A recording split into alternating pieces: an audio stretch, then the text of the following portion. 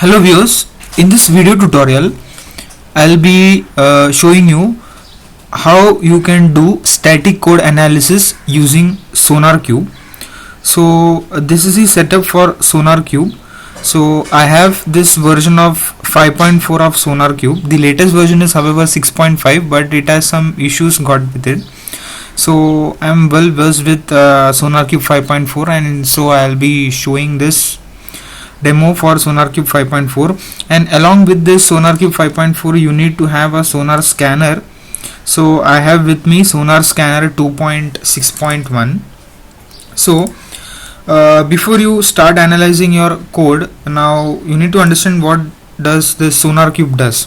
So the SonarQube basically it statically analyzes the code for any issues in your code structures. For example, it will report any of this structured issues. For example, if in your code there may be many number of lines of code, for example 15,000 or 20,000 lines of code.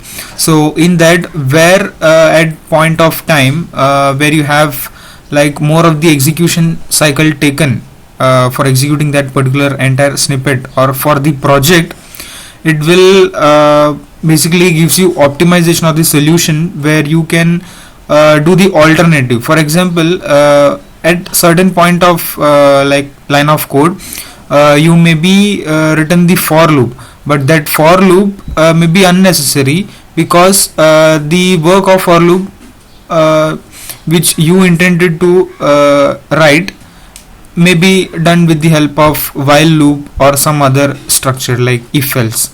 So that's basically why SonarQube is used, and you can also see the dashboard of it while seeing the duplications and the blockages in your code. So basically this is the setup which we have for SonarQube, that is 5.4. So first of all, when you open this, you need to start the JVM first of all. So in order to start the JVM, first you need to go to the bin folder of this, and with respect of the machine specific to this machine, like this is a 64-bit system, so I'll check once again. So this when you go to properties, you can see it is a 64-bit operating system. So SonarQube gives this permission which operating system you have, and accordingly you can click and execute the start sonar.bat. so in each of this file there is a file called as start sonar, this one. And so since mine is a 64-bit system, so I will open this and I will invoke this file. So now it is loading all the files, it is analyzing all the heap dumps and all. So you can see it has launched one daemon process or a Java process launcher, and it is listing there are one JVM process and it is up at this time. Now you need to wait for some time for this process needs to be up. So it will take around some 2 to 3 minutes to get up. Now you can close this, and by the time this process is up, let us do some configurations in Sonar Scanner. So apart from SonarQube, you have this Sonar Scanner. So this Sonar Scanner will actually scan your source code. So this SonarQube is basically meant for analyzing the source code and not the class files. And since if you have class file, then this will miserably fail to scan all those codes, since it needs some kind of codes, JSP or servlet or ASP.NET or some kind of code it needs. So if it fails to find those, then it will not analyze. Now you need to do the configuration for this. So you can access over this path, go to the conf and just open this. You can edit with the notepad, and now this is the configuration where you have the default settings for all the localhost where you can access this. So this is the URL where you can access, or the dashboard where you can get all the SonarQube.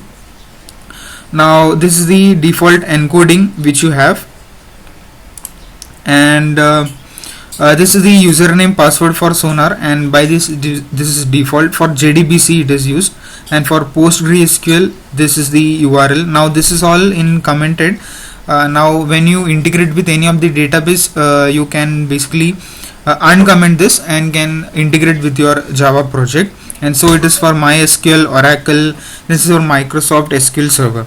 Now you need to add this 4 lines here basically.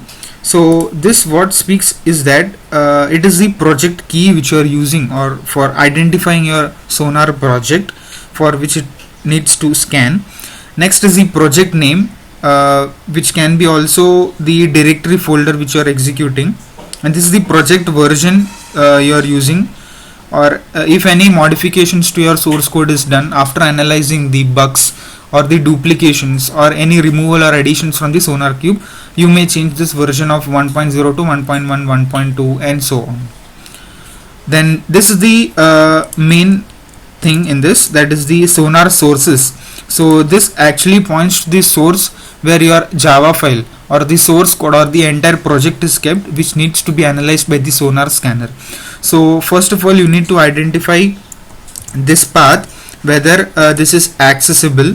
So go here and just paste here. Now you can see this project is accessible, and you can see one project file is there. So Sonar scanner basically needs this project file for analyzing its source code. Without this it will report an error. So now our main objective is clear, that we need to scan this project. So I have one project that is REST framework, and now let us check whether this JVM process is up. Yeah, it shows that JVM1 web process is up, and at this time. So in order to check this, you can go to SonarQube and type localhost 9000. So if you are able to see this dashboard, then it means that you have successfully set it up the SonarQube server. So this will only be up when your server is up, SonarQube server is up. So now moving on to scanning part. Now since we have this path, just go to this path and type cmd, and now you need to execute or you need to call your Sonar scanner from this path. So for doing that, first of all, you need to go to the environment variables and do the changes. So for doing that, just go here and go to advanced system settings and go to environment variables. Now in this you need to put two kind of variables, system variables. The very first one is Java home.